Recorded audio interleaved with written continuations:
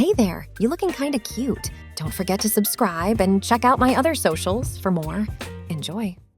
The sun beat down relentlessly as he trudged along the sidewalk, two bulging trash bags clutched in his sweaty palms. Each step felt heavier than the last, the weight of his decision pressing down on him like an invisible anvil. He'd been so sure this morning, so determined to purge himself of this habit once and for all. But now, with every block that brought him closer to the Goodwill store, doubt gnawed at his resolve. A car horn blared, startling him from his reverie. He realized he'd been standing motionless at a crosswalk, lost in thought. Shaking his head, he hurried across the street, the bags swinging wildly at his sides. The contents of those bags represented more than just fabric and thread. They were fragments of another life, of freedom, of joy, of being truly himself, or herself. The distinction had become increasingly blurred over the years. As he walked, memories flooded back, vivid and bittersweet. It had started innocently enough. He'd been barely 13, lanky and awkward, when he first snuck into Pam's room. His older sister was out with friends, leaving her closet unguarded. Heart pounding, he'd run his fingers over the silky fabrics, marveling at their softness. Almost without thinking, he'd slipped on a floral sundress. The sensation had been electric. For the first time in his young life, he'd felt right, complete. As if he'd been walking around with an invisible limb missing, only to suddenly find it restored. Of course, Pam had caught him eventually.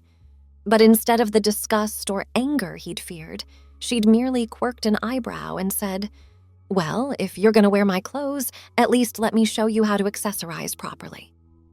From that day forward, Pam became not just his sister, but his confidant and co-conspirator. She taught him about makeup, helped him cultivate his own style, and even let him borrow her clothes for clandestine outings.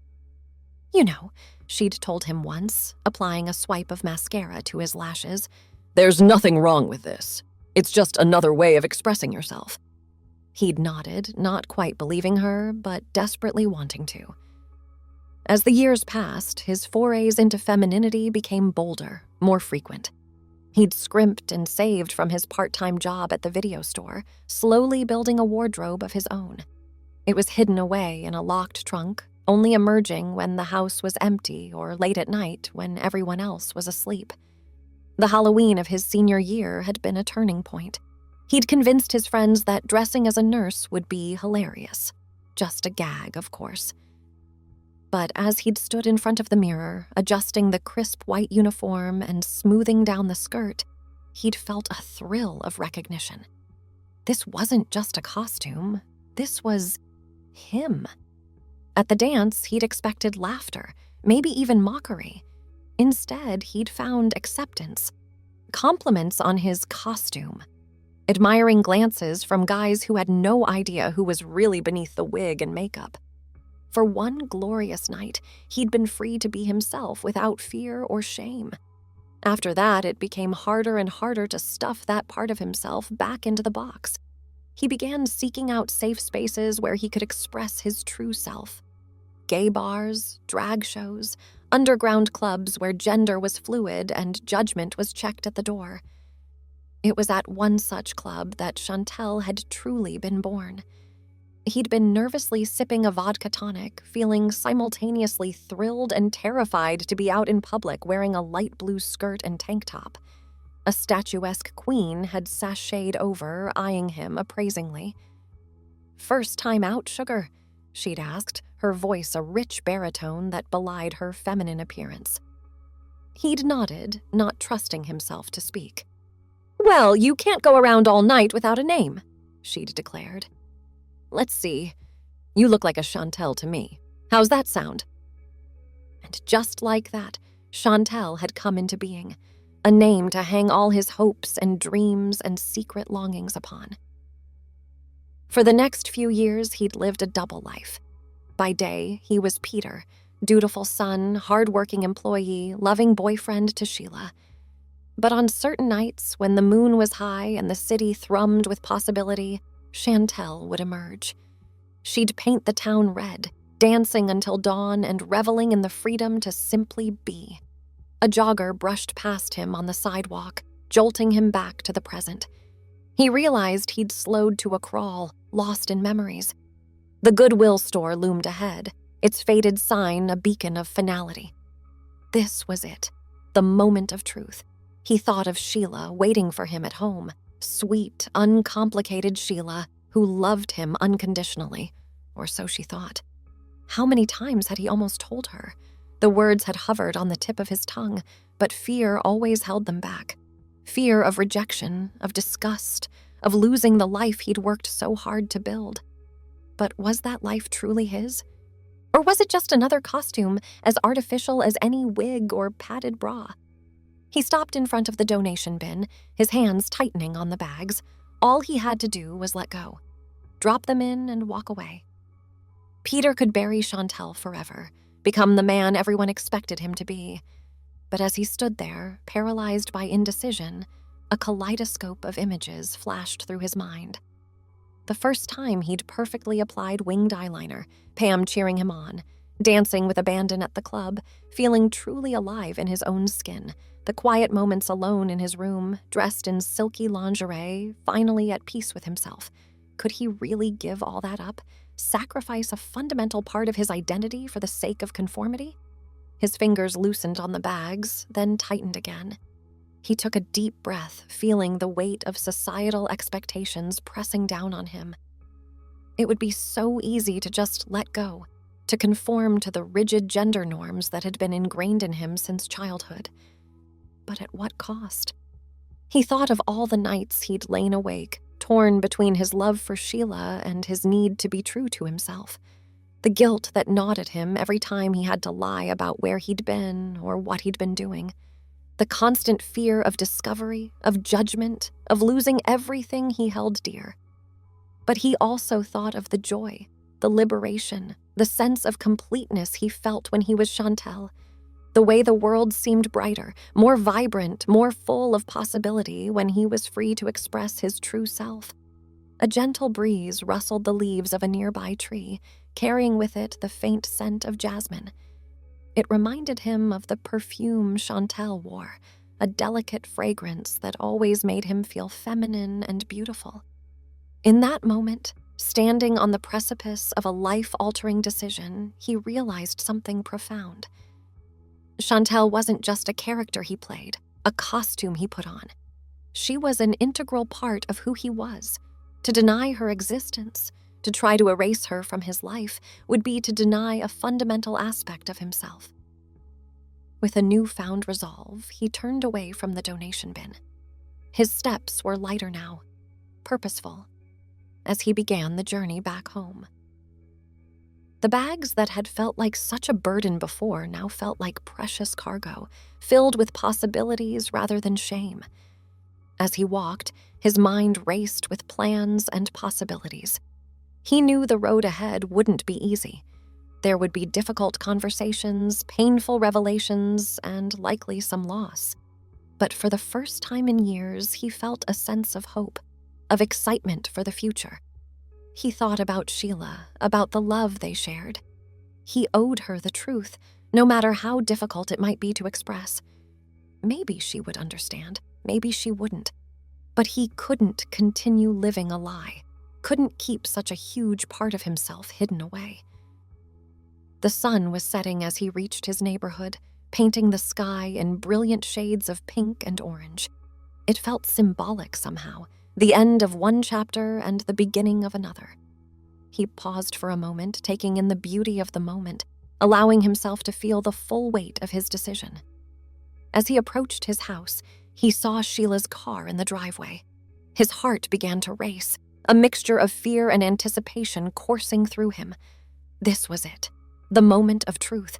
He took a deep breath, steadying himself. Then, with a courage he didn't know he possessed, he walked up to the front door and went inside. Sheila was in the kitchen, humming softly as she prepared dinner. The familiar domestic scene struck him anew, making him acutely aware of all he stood to lose. But he also felt a surge of love for this woman who had stood by him for so long, even without knowing the full truth. "Hey, honey," Sheila called out, her back still turned. How was your day?" He swallowed hard, his throat suddenly dry.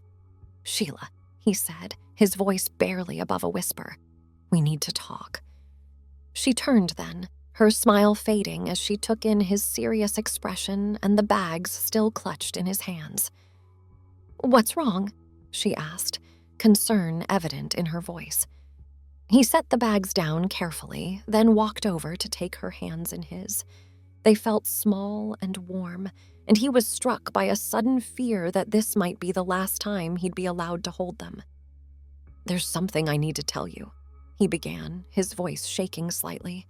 "Something I should have told you a long time ago." Sheila's brow furrowed, but she remained silent, waiting for him to continue. He took a deep breath, then plunged ahead. I'm not always the person you think I am. Sometimes I'm someone else. Someone named Chantel." The words hung in the air between them, heavy with implication.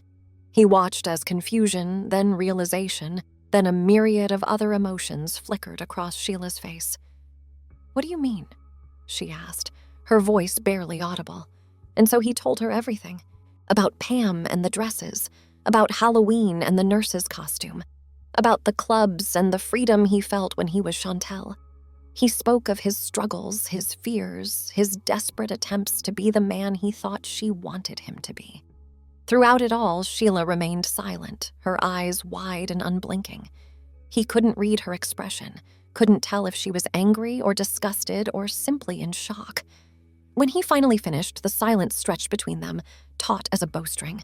He waited, hardly daring to breathe, for her reaction. After what felt like an eternity, Sheila spoke. I don't know what to say," she admitted, her voice trembling slightly. "This is a lot to take in." He nodded, understanding all too well. "I know," he said softly. "And I'm so sorry I didn't tell you sooner. I was afraid of losing you." Sheila's eyes filled with tears. Do you not want to be with me anymore?" she asked, her voice breaking. He felt his own eyes welling up in response. No, that's not it at all," he assured her quickly. "I love you, Sheila, more than anything, but I need you to know all of me, the real me." She nodded slowly, wiping at her eyes. I need some time to process this," she said. Can you give me that?" He felt a mixture of relief and apprehension wash over him. It wasn't acceptance, not yet, but it wasn't outright rejection either. It was a chance, and that was more than he dared to hope for. "Of course," he said, squeezing her hands gently before letting go. "Take all the time you need." Sheila nodded again, then turned and walked out of the kitchen. He heard their bedroom door close a moment later. Left alone, he sank into a chair at the kitchen table, emotionally drained but also feeling lighter than he had in years. The truth was out now, for better or worse. There was no going back, only forward. His gaze fell on the bags he'd brought home, still sitting by the front door. Slowly, he stood and walked over to them. With trembling hands, he unzipped one, reaching inside to pull out a silky blue dress, Chantel's favorite. He held it up to the light, admiring the way the fabric shimmered. For the first time, he allowed himself to really look at it without shame or fear. This wasn't just a piece of clothing. It was a part of him, an expression of his true self. With a sense of purpose, he gathered up the bags and headed to their spare room. It was mostly used for storage, filled with boxes of old books and knickknacks. But now, he saw it in a new light. This could be Chantel's room, a safe space where he could fully embrace that side of himself. He spent the next hour carefully hanging up dresses, arranging shoes, and setting out makeup on an old vanity table. With each item he unpacked, he felt more and more like he was coming home to himself. When he was done, he stood back and surveyed his work. The room was transformed, a riot of color and texture that made his heart swell with joy. This was who he was. Not just Peter, not just Chantel, but both. A beautiful, complex tapestry of identities that made him uniquely himself. He didn't know what the future held. whether Sheila would be able to accept this part of him, whether his friends and family would understand. But for the first time in his life, he felt truly, authentically himself. And that, he realized, was worth fighting for. As the last rays of sunlight faded from the sky, he closed the door to Chantel's room softly behind him. Tomorrow would bring its own challenges, its own conversations and revelations. But for now, he felt at peace, secure in the knowledge that he had taken the first crucial step towards living his truth. He walked back to the kitchen, his steps light and purposeful. There was still dinner to be made, a routine to maintain even in the midst of such momentous change. As he began to chop vegetables, he found himself humming softly, the same tune Sheila had been humming earlier. Life would go on, he realized. It would be different, challenging, perhaps even painful at times. But it would also be real, authentic, and true to who he really was. And that, he decided, was something worth celebrating. The sun had long since set, casting the kitchen in a warm, golden glow from the overhead light. He stood at the counter, methodically chopping vegetables for a stir-fry, the rhythmic sound of the knife against the cutting board providing a soothing counterpoint to the tumult of his thoughts. Upstairs, he could hear the faint sounds of movement, Sheila pacing back and forth in their bedroom. He tried not to focus on it, on the uncertainty of what her ultimate reaction would be. Instead, he concentrated on the task at hand, finding comfort in the familiar motions. As he worked, his mind drifted back to earlier conversations with Pam. His sister had always been his strongest advocate, urging him to live authentically. "You can't keep hiding forever," she'd told him during their last phone call. "It's eating you up inside. You deserve to be happy, to be yourself." He'd brushed off her concerns then, insisting he was fine. But now, having taken this monumental step, he realized just how right she'd been. The relief of unburdening himself, of finally speaking his truth, was palpable. The sizzle of oil in the wok brought him back to the present. He added the vegetables, watching as they began to cook, their colors brightening. It struck him as a fitting metaphor for his own life, hidden aspects of himself finally being brought to light, becoming vibrant and real. A creak on the stairs made him turn. Sheila stood in the doorway, her eyes red-rimmed but clear. She'd changed into her favorite oversized sweater, a gesture of self-comfort he recognized well. "Can we talk?" she asked softly. He nodded, turning down the heat on the stove before facing her fully. "Of course!" Sheila took a deep breath, seeming to steel herself. "I've been thinking," she began, "and I have questions, a lot of questions." "That's fair," he replied, relief washing over him at her willingness to engage. "I'll answer anything you want to know." "Honestly?" She nodded, then asked, How long? How long have you known?" He considered the question carefully. "In some ways, I think I've always known. But I didn't have the words for it until I was a teenager, and I didn't fully accept it until much later." Sheila absorbed this, her brow furrowed in concentration. "And Chantel, are you—" She trailed off, seemingly unsure how to phrase the question. "Chantel is a part of me," he explained gently. "Not a separate person, exactly, but an expression of aspects of myself I've kept hidden. When I'm her, I'm still me, just a different facet. Do you want to transition? To live as a woman full-time?" Sheila's voice trembled slightly as she asked this. He shook his head. "No, that's not what this is about for me. I don't feel like I was born in the wrong body.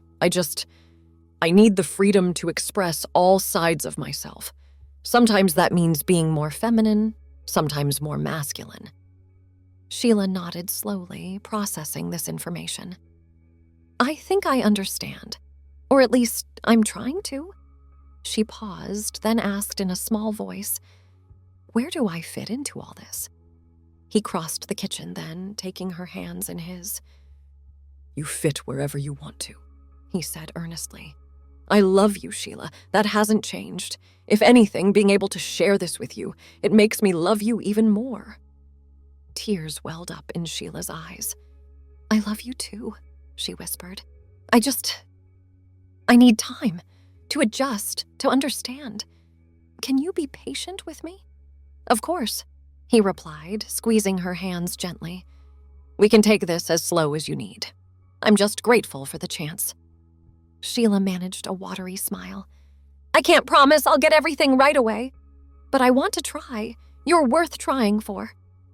The simple statement hit him like a physical force, leaving him breathless with gratitude and love. Without thinking, he pulled Sheila into a tight embrace, burying his face in her hair. "Thank you," he murmured, his own eyes stinging with unshed tears. "Thank you for not giving up on me." They stood like that for a long moment, holding each other in the quiet kitchen. It wasn't a solution to everything, he knew. There would be more conversations, more challenges to face.